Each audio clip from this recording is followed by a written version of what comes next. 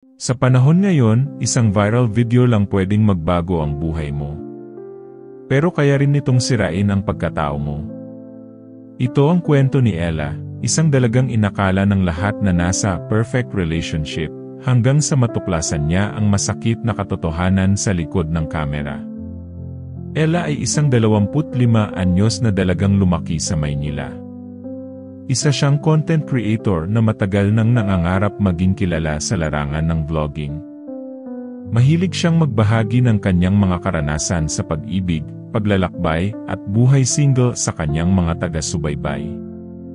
Sa bawat upload niya, hindi lang views at likes ang kanyang kinokolekta, kundi inspirasyon sa mga kabataang kagaya niya. Isang araw, habang nasa isang event para sa mga influencer, nakilala niya si Mateo. Matangkad, maamo ang ngiti, at kilala na rin sa mundo ng online business. Nagbebenta si Mateo ng mga lifestyle products online at sikat siya sa pagmamarket gamit ang mga viral videos. Nagkausap sila ni Ella matapos ang event na pag-alaman nilang pareho silang mahilig sa content creation at pareho ring mahilig mag-vlog ng mga kwentong may aral. Mabilis silang naging magkaibigan at madalas na nagkikita para mag-collab. Mula sa simpleng collab videos, unti-unti silang nagiging malapit. Hanggang sa isang araw, nag-post si Mateo ng isang picture nila ni Ella na may caption na, "Mas masaya kapag kasama ka." Dito nagsimulang kumalat ang balitang may namumuong espesyal sa pagitan nila. Natuwa ang mga followers nila. Lalo na't parehong maganda ang imahe ng dalawa sa social media. Mabilis silang tinawag ng kanilang mga tagahanga bilang si Perfect Couple Goals. Kada post nila ay agad nagiging viral, puno ng heart reacts at positive comments. Sa bawat video nila, mula sa mga cooking challenge, travel vlogs, hanggang sa mga kwelang couple pranks, kitang-kita ang chemistry nilang dalawa. Marami ang humahanga sa kanila, sinasabing sila ang patunay na posible ang forever, kahit sa online world. Pero sa likod ng kamera, may mga bagay na hindi nakikita ng publiko. Si Ella ay seryoso sa relasyon, tapat at maingat sa imahe nilang dalawa. Si Mateo naman ay mas carefree, mahilig sa nightlife, mahilig makipagkaibigan, at madalas ay nagpapakita ng ibang ugali kapag hindi naka-on ang kamera. Sa kabila nito, pilit na iniintindi ni Ella si Mateo. Iniisip niya, baka nga kailangan lamang ng oras ni Mateo para mas maging seryoso. Ayaw niyang sirain ang magandang imahe na nabuo nila online. Para sa kanya, mas mahalaga pa rin ang tunay na relasyon kaysa sa virtual na mundo. Isang gabi, habang nag-edit si Ella ng kanilang bagong vlog, napansin niyang may bagong text message si Mateo na dumating. "On the way sa meeting," sabi nito. Normal na mensahe, ngunit may napansin siyang kakaiba. Sa parehong oras, may nagtag sa kanya sa isang Instagram story, video ito ni Mateo, kasama ang isang babae sa isang bar. Naguluhan si Ella. "Meeting?" Sa bar, tanong niya sa sarili. Pinilit niyang huwag mag-overthink. Baka naman business meeting lang talaga. Ngunit sa loob-loob niya, nagsimula na siyang kabahan. Kinabukasan, tinanong niya si Mateo tungkol dito. "Meeting namin yon ng team, may kliyente kami dun sa bar," sagot ni Mateo. Naniwala si Ella, kahit ramdam niyang may butil ng pagdududa sa kanyang puso. Ilang araw ang lumipas, lalong naging malamig si Mateo. Hindi na ito madalas mag-text o tumawag. Kapag tinatanong ni Ella, palaging busy ang sagot. Maraming kailangan asikasuhin sa business, laging palusot ni Mateo. Sa mga araw na yon, mas pinili ni Ella na mag-focus sa paggawa ng content. Ngunit sa bawat like, share, at comment ng kanilang couple videos, mas lalo siyang nasasaktan. Pakiramdam niya, niloloko niya ang kanyang mga taga-subaybay, pinapakita nilang masaya sila, kahit sa loob niya ay may bumabagabag. Dumating ang isang pagkakataon na may na-receive siyang anonymous message sa Instagram. "Ate, sana alam mong may iba si Mateo. Ayaw ko lang na masaktan ka." Kasama sa message ang ilang screenshots ng conversation ni Mateo at ng isang babae. Doon nakita ni Ella ang pangalang e-project team, isang katawagan na ginagamit ni Mateo kapag may lakad o meeting siya. Nagulo ang isip ni Ella. Hindi siya makapaniwala. Baka fake lang ito, pilit niyang iniisip. Ngunit habang tinitingnan ang screenshots, kapansin-pansin ang mga detalyeng totoo, oras, petsa, at mga sinabi ni Mateo na pamilyar sa kanya. Gabi-gabi hindi siya makatulog. Pinaikot-ikot ng kanyang isipan ang mga pangyayari. Hanggang sa isang araw, habang inaayos niya ang mga lumang gamit sa kanilang kondo, nakita niya ang lumang phone ni Mateo. Naiwan ito sa ilalim ng drawer. Dahil sa matinding pagdududa, binuksan ni Ella ang telepono. Laking gulat niya nang makita ang mga mensahe ni Mateo at ng babae. Totoo ang sinasabi ng anonymous sender. Sa bawat mensahe, kitang-kita ang lambingan at mga plano nila sa mga susunod na araw. Durog ang puso ni Ella. Hindi niya akalaing magagawa ito ni Mateo. Hindi siya makapaniwalang ang lalaking ipinagmamalaki niya sa buong social media ay may tinatagong lihim sa likod ng mga kamera. Umiyak siya ng umiyak buong gabi. Sa bawat patak ng luha niya, bumabagsak din ang lahat ng pinaghirapan niyang imahe online. Paano niya haharapin ang kanilang milyon-milyong tagahanga kung ang relasyon nilang ina-idolize ng lahat ay isang malaking kasinungalingan? Sa gitna ng pagluha, tumibay ang loob ni Ella. Hindi ako papayag na maging biktima lang ng kwentong ito, bulong niya sa sarili. Nagdesisyon siyang hindi muna magpapaapekto. Pero alam niyang hindi na siya pwedeng magbulag-bulagan pa. At doon nagsimula ang panibagong yugto sa buhay ni Ella, hindi bilang bahagi ng perfect couple, kundi bilang isang babaeng handang lumaban para sa kanyang dignidad at katotohanan. Lumipas ang mga araw matapos makita ni Ella ang mga mensahe sa lumang telepono ni Mateo. Kahit anong pilit niya, hindi niya matanggal sa isipan ang mga nakita. Paulit-ulit na bumabalik sa kanyang alaala ang mga matatamis na salita ng lalaki sa ibang babae. Sa bawat pagdilat ng kanyang mata, para siyang binabalot ng bigat at sakit na hindi niya maipaliwanag. Pinilit ni Ella na maging abala. Nagpanggap siyang walang alam. Pinilit niyang maging masaya sa harap ng kamera, sapagkat ayaw niyang mahalata ng kanilang mga followers ang kanyang pinagdadaanan. Pero sa tuwing magkasama sila ni Mateo sa shoot, ramdam niyang parang may pader na namamagitan sa kanila. Tuwing magkausap sila, laging may ibang iniisip si Mateo. Madalas din itong wala sa mood. Kapag tinatanong ni Ella kung pagod lang ba ito, sagot ng lalaki ay palaging, sobrang dami lang ng ginagawa sa business ngayon. Ngunit sa likod ng mga salitang iyon, ramdam ni Ella ang paglamig ng kanilang relasyon. Isang gabi, habang nagdi-dinner sila, abalang-abala si Mateo sa pagte-text. Kahit ilang beses siyang kinakausap ni Ella, tila wala itong pakialam. Pilit mumiti si Ella at nagbiro, mukhang mas interesting yata yung ka-text mo kaysa sa dinner natin. Tumawa si Mateo, ngunit halatang pilit. Business lang, babe.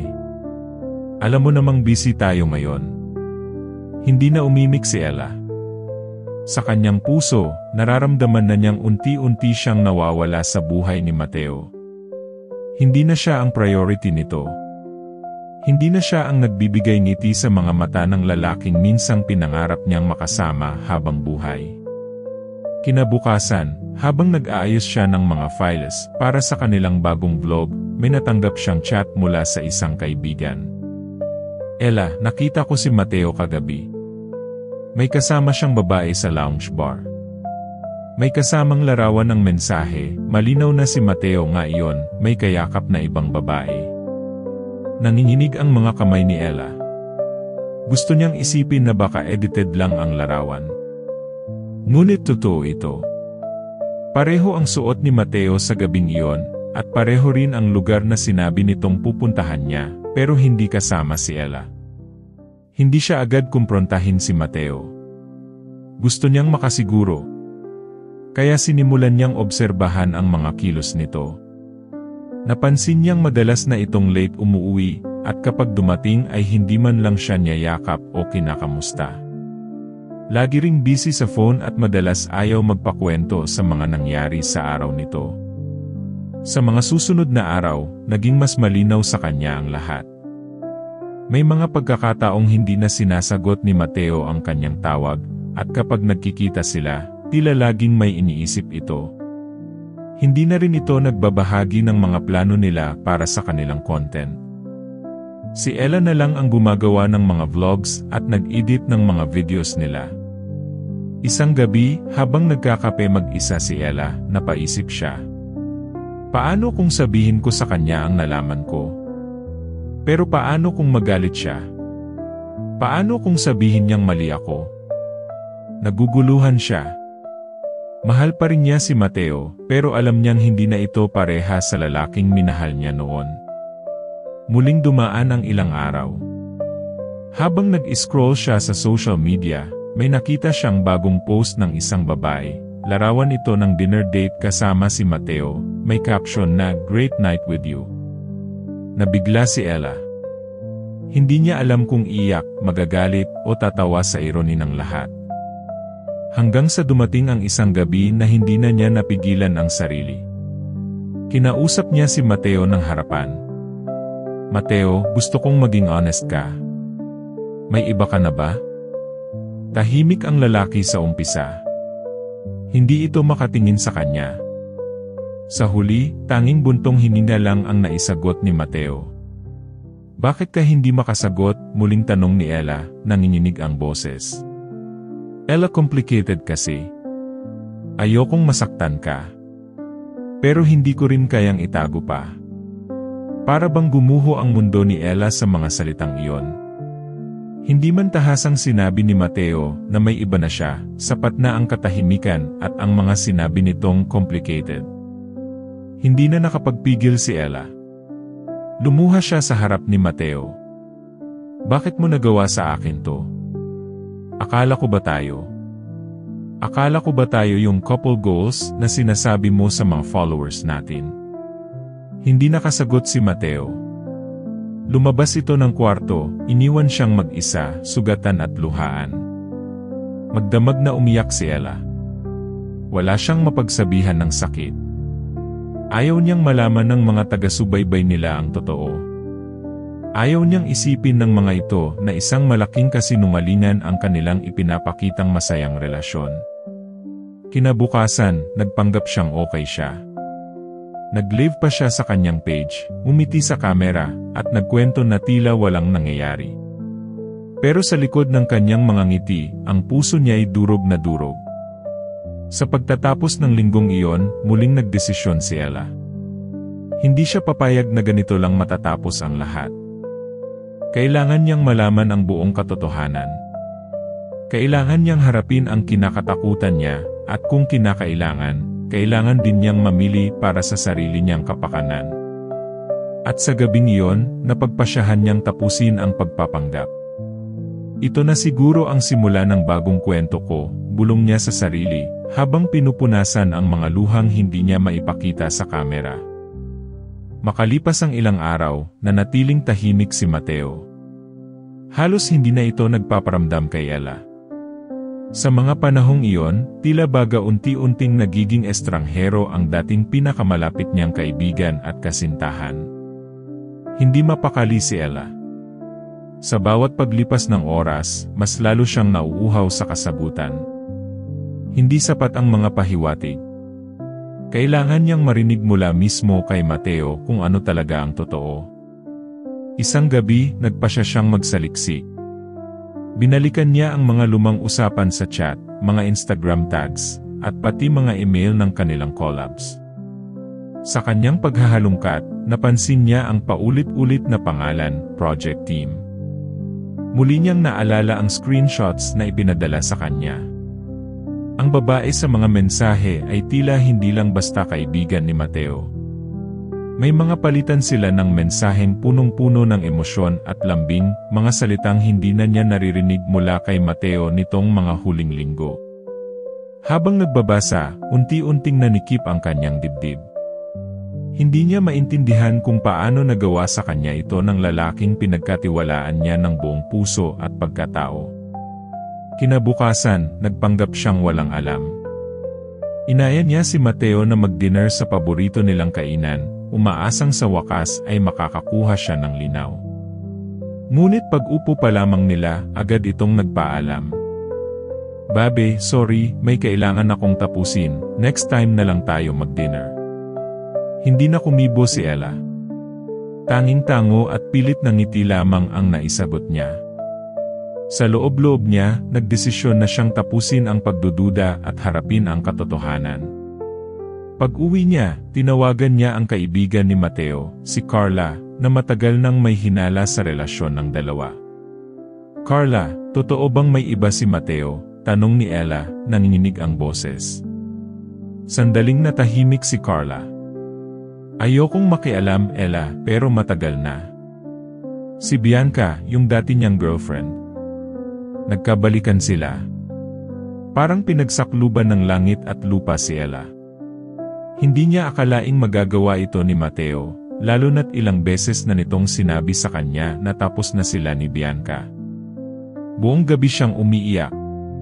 Hindi na niya alam kung anong mararamdaman, galit, sakit, pagkabigo, o lahat ng ito ng sabay-sabay. Kinabukasan, nagpasya siyang harapin si Mateo. Sa pagkakataong ito, wala na siyang balak magpanggap. Kailangan niyang marinig ang katotohanan mula sa kanya. "Mateo, alam ko na ang lahat. Huwag mo na akong gawing tanga. Sabihin mo na sa akin ang totoo," buong tapang niyang sinabi. Natigilan si Mateo. Ilang sandali siyang hindi makatingin kay Ella. Sa huli, napabuntong hininga ito. "Ella, hindi ko sinadyang masaktan ka. Nalilito rin ako. Pero bumalik si Bianca sa buhay ko." Tuluyan nang bumagsak ang mga luha ni Ella. "Bakit? Bakit mo nagawa to sa akin? Alam mong binigay ko lahat para sa atin," umiiyak niyang sambit. Hindi makasagot si Mateo. Ang tanging nagawa nito ay lumuhod at humingi ng tawad. Ngunit para kay Ella, huli na ang lahat. "Mateo, hindi ko na kayang magpanggap. Hindi ko na kayang masaktan pa. Sa lahat ng ginawa natin online, sa lahat ng ipinakita natin sa mundo, hindi ko akalaing ganito mo lang tatapusin ang lahat." Tahimik na umalis si Mateo. Iniwan si Ella na luhaan at wasak ang puso. Kinabukasan, hindi siya pumasok sa shoot. Hindi siya nag-post sa social media. Nagkulong siya sa kanyang kwarto, pinipilit buuin ang sarili. Ngunit sa kabila ng lahat, alam niyang hindi siya pwedeng manatiling ganoon. Lumipas ang ilang araw. Habang nakahiga, may natanggap siyang mensahe mula sa kanyang manager. "Ella, ready ka na bang magsalita? Marami nang nagtatanong bakit hindi ka nagpaparamdam." Napaisip si Ella. Marahil ito na ang tamang pagkakataon. Hindi para manira, kundi para ilabas ang totoo, para rin sa mga kababaihang tulad niya na pinipiling manahimik kahit alam nilang sila'y niloko. "Handa na ako," sagot niya. Nag-live siya kinabukasan. Dito, buong tapang niyang sinabi ang lahat. Hindi niya binanggit ang pangalan ni Mateo o ni Bianca. Hindi siya nanira. Bagkus, nagbahagi siya ng kwento ng isang babaeng niloko, nasaktan, ngunit piniling bumangon. Hindi lahat ng nakikita nyo sa kamera ay totoo. Maraming kwento ang hindi nyo alam sa likod ng bawat ngiti. Kaya sana, huwag tayong magpadala sa mga nakikita lang online. Nag-viral ang kanyang live. Maraming kababaihan ang nag-message sa kanya, nagsabing humanga sila sa kanyang katapangan. Bagamat wasak pa rin ang puso ni Ella, alam niyang unti-unti siyang bumabangon. Hindi pa tapos ang laban. At sa kabila ng lahat, buo ang kanyang desisyon, hindi siya magpapatalo sa sakit na iniwan sa kanya ni Mateo. Sa gabing iyon, muling humarap si Ella sa salamin. Sa unang pagkakataon matapos ang lahat, umiti siya sa sarili.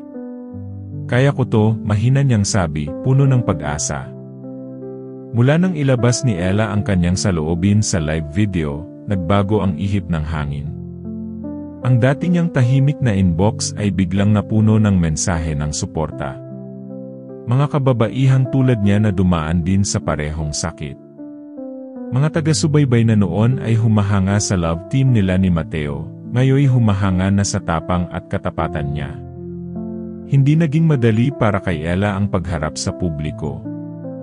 Habang marami ang nagpalakpakan sa kanyang katapangan, hindi rin siya nakaligtas sa mga mapanuring mata. May mga nagsabing si pa-victim, may ilang nagsabi pang drama lang para sa views. Ngunit pinili ni Ella na huwag magpatinag. Alam niya sa sarili niyang totoo ang lahat ng kanyang sinabi. Wala siyang siniraan. Wala siyang tinapakan. Nagbahagi lang siya ng masakit ngunit makatotohanang bahagi ng kanyang buhay. Bahagi na matagal na niyang kinimkim. Sa mga susunod na araw, patuloy siyang nagpapakatatag. Hindi na siya nagpo-post ng tea-couple content. Hindi na rin niya binabanggit si Mateo sa kahit anong video.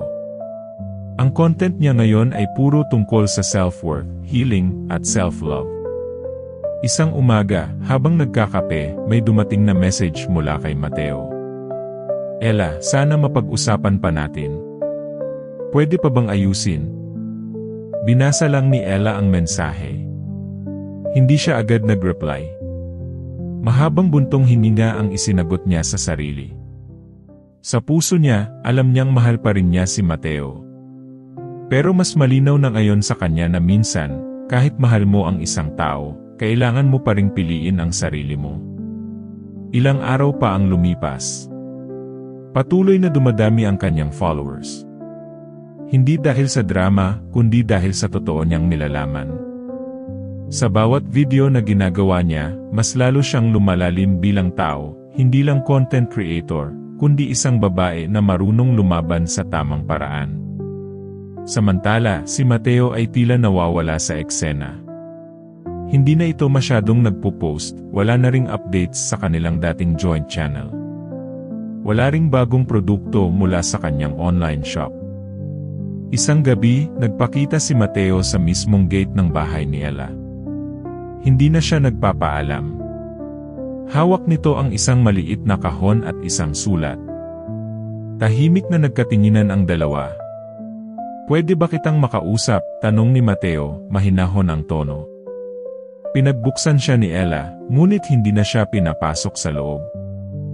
Doon sila sa labas, sa malamig na hangin ng gabi. Ano pa bang gusto mong sabihin? Tanong ni Ella, diretsyo at walang takot. Inabot ni Mateo ang kahon. Lahat ng mga alaala natin nandyan. Ayokong itago pa. Ayokong i-recycle ang mga alaala kung hindi na dapat balikan. Binuksan ni Ella ang kahon. Naroon ang mga printed photos nila, lumang Polaroid shots, isang pendant na may ukit ng kanilang initials, at isang papel na sulat kamay. Binasa ni Ella ang sulat ni Mateo habang nasa harapan niya ito. Nakasaad doon ang kanyang paghingi ng tawad. Sinabi niyang nalito siya at naging mahina. Aminado siyang pinili niyang magtago kaysa magsabi ng totoo. Humihingi siya ng kapatawaran, hindi para balikan pa siya ni Ella, kundi para magkaroon sila ng tahimik na wakas. Tahimik si Ella matapos basahin ang liham. Marahang ibinalik ang kahon sa kamay ni Mateo. Salamat sa pag-amin. Pero hindi ko na kailangang alalahanin ang mga to, pinatawad na kita. Pero hindi ibig sabihin nun, babalik pa tayo. Tumango si Mateo. Wala na siyang ibang nasabi. Sa mata niyang puno ng luha, alam ni Ella na totoo ang pagsisisi nito. Ngunit sa oras na yon, tapos na ang kabanata nila. Pagkaalis ni Mateo, pinili ni Ella na maglakad-lakad sa labas. Sa bawat hakbang niya, pakiramdam niya ay may nalalaglag na bigat mula sa kanyang balikat. Para bang sa wakas, nabunutan siya ng tinik. Pag-uwi niya, humarap siya sa kamera. Hindi para sa isang scripted content, kundi para sa isa na namang bukas na pahayag. Minsan, ang closure hindi mo makukuha sa ibang tao. Minsan, kailangan mo lang tanggapin na ang katahimikan ang sagot sa mga tanong mo. Nag-trending na naman ang kanyang video. Ngunit sa pagkakataong ito, hindi dahil sa drama, kundi dahil sa inspirasyon. Marami ang nagkomento ng, "Thank you, ako si Ella dati, napakalakas mo, ate." Dito niya muling naalala kung bakit siya nagsimula. Hindi para sumikat. Hindi para sumama sa uso. Kundi para magsalita ng totoo. Para maging boses ng mga katulad niyang minsang piniling mahalin ang iba bago ang sarili. Nagsimula siyang tumanggap ng mga speaking invitations. Tinawag siya sa mga online forums tungkol sa women empowerment. Unti-unting bumalik ang sigla at direksyon sa kanyang buhay. Sa mga panahong iyon, wala na siyang balitang natatanggap kay Mateo. Wala na ring pagnanais si Ella na balikan pa ang nakaraan. Ang mahalaga ngayon ay ang kasalukuyan at ang hinaharap na kaya niyang buuin mag-isa. Sa huling bahagi ng kanyang bagong vlog, sinabi niya, "Kung ikaw man ay nasaktan, niloko, iniwan, hindi ka nag-iisa. Pero huwag mong hayaang manatili ka sa sakit. Piliin mong bumangon. Piliin mong mahalin ang sarili mo." At mula sa gabing iyon, alam ni Ella na hindi na siya biktima. Isa na siyang matatag na babae na dumaan sa sakit, ngunit piniling maging buo muli. Naglakad si Ella papalayo sa coffee shop, tangan ang bigat ng katotohanan na si Mateo ay hindi na tulad ng dati. Hindi na siya ang lalaking minsang pinangarap niyang makasama habang buhay. Sa bawat hakbang, damang-dama niya ang bawat patak ng ulan na tila sumasabay sa kanyang luha. Pagdating niya sa kanilang dating studio, binuksan niya ang ilaw. Ang mga alaala ng masasayang araw ay biglang nagbalik, mga tawa, kulitan, at pag-ibig na akala niya ay totoo. Dahan-dahan niyang inilapag ang kanyang phone sa lamesa at binuksan ang kamera. Ngunit hindi ito vlog ng isang masayang couple. Ito ay ang pinakamatapang niyang video. Sa harap ng kamera, walang makeup, walang filter, at walang script, nagsalita si Ella. "Marami sa inyo ang sumusubaybay sa journey ko. Pero ngayong araw, hindi ito tungkol sa kilig o good vibes. Ito ang kwento ng isang taong nasaktan, pero piniling hindi manira ng iba. Ito ang kwento ng isang babae na natutong mahalin ang sarili." Habang nagsasalita, binuksan niya ang mga screenshots ng mga mensaheng nakita niya. Hindi upang manira, kundi upang ipaalala sa kanyang viewers na ang katotohanan ay may halaga, at ang respeto sa sarili ay kayamanan. Nagtrending ang video. Marami ang nagpadala ng mensahe sa kanya, "Thank you, Ella, dahil pinili mong maging totoo, pinili mong lumaban sa tahimik at marangal na paraan." Sa kabilang banda, si Mateo ay naglabas din ng pahayag. "I made a mistake. And I lost someone real because chased something shallow." Hindi na nagbalikan si Ella at Mateo. Pero si Ella ay nagsimula ng panibagong journey, mas totoo, mas matatag, at mas inspirasyonal. Nakilala siya bilang isang advocate ng mental health, self-worth, at authenticity sa social media. Sa panahon ng mga filter, likes, at viral content, huwag kalimutang pahalagahan ang katotohanan at sarili mong dangal. Hindi mo kailangang ipakita na perpekto ang buhay mo. Ang tunay na kagandahan ay nasa katatagan mong harapin ang sakit at piliin ang tama, kahit masakit. Dahil sa huli, ang respeto sa sarili ang hindi mawawala, kahit sino pa ang lumisan.